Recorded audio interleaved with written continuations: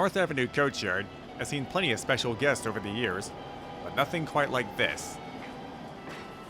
Standing here is arguably one of the most famous steam locomotives in the world, the Flying Scotsman.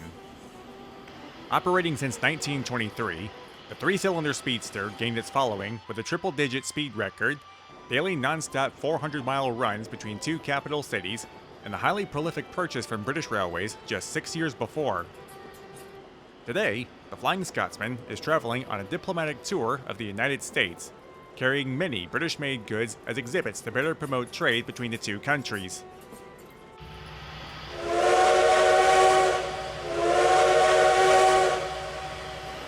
The tour kicked off in Boston on October 12th and has traveled southwest through New York City, Philadelphia, Washington, D.C., and here to Atlanta, Georgia.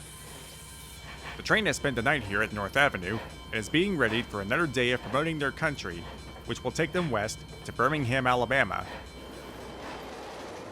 Initially, the Flying Scotsman will be following train number 37, the Southern Crescent, from today's starting point in Terminal Station shortly after 9:15 a.m.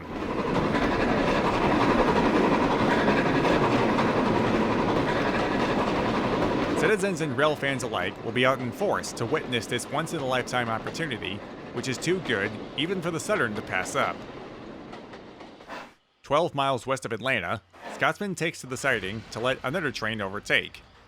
For you see, Scotsman isn't the only steam engine traveling these rails.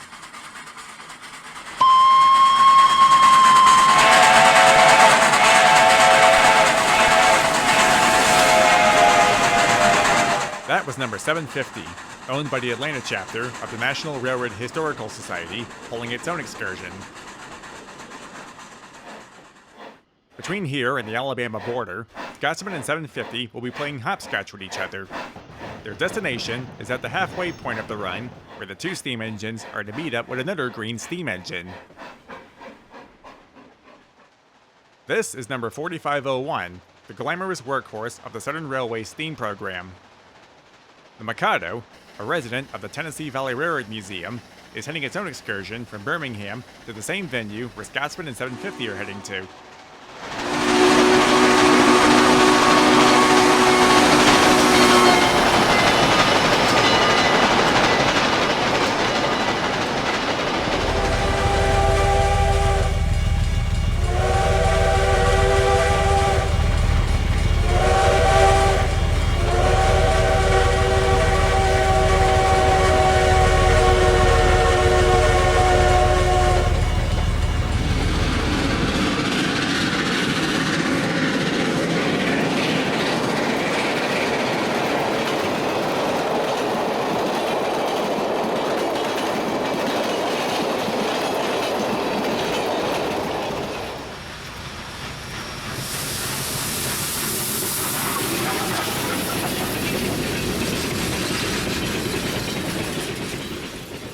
The aforementioned halfway point of this route is in Anniston, Alabama, about 30 miles west of the border. The year 1969 just so happens to mark not just Alabama's 150th birthday as a state, but also the Southern Railway's 75th birthday. Both parties have pulled out all of the stops to make steam-o-rama an extra special occasion. Making its debut is Southern's brand new exhibit car, a former Pullman sleeper retrofitted with photographs and dioramas of state-of-the-art freight cars, xerography transmissions, hotbox detection, intermodal shipping, and a timeline depicting the railroad's evolution, amongst other futuristic advancements. At 11:45, 4501 has already been turned around and has the presidential office car New River spotted in place. All that's left is for the other two stars to arrive, which takes place at high noon.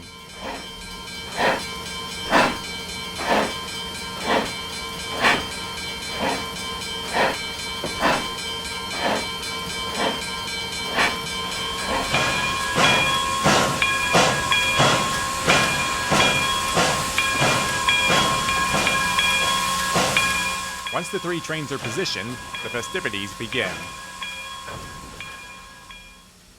Speaking first is Southern Railway President W. Graham Claytor Jr.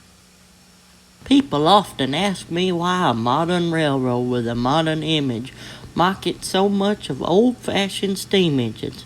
My answer is that there is nothing incompatible or improper about honoring the past while aggressively seeking new and better ways to serve the future.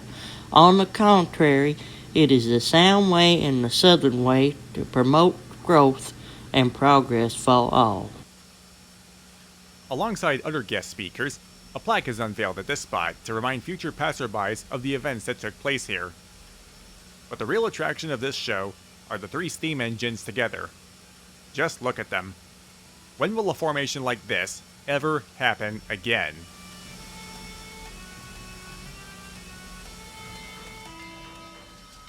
At 1:30, the three railway engines are ready to move on. 7:50 will return back to Atlanta, while 4501 will escort Scotsman westward to Birmingham.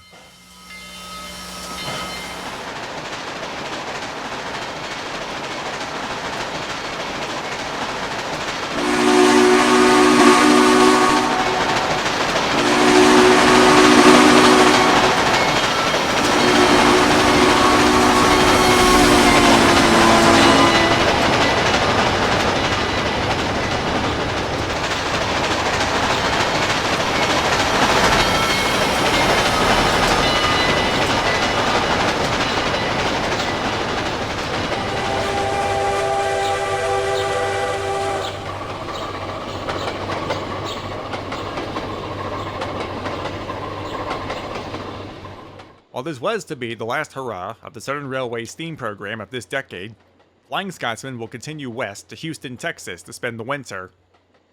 A few more spots are to be marked off the list until the Scotsman heads back to her homeland in 1973. Today, they might be separated by over 2,000 miles of seawater, but the three engines carry at least one thing in common. In today's modern society, they remain some of our best symbols of innovation, progress, and in this case, unity.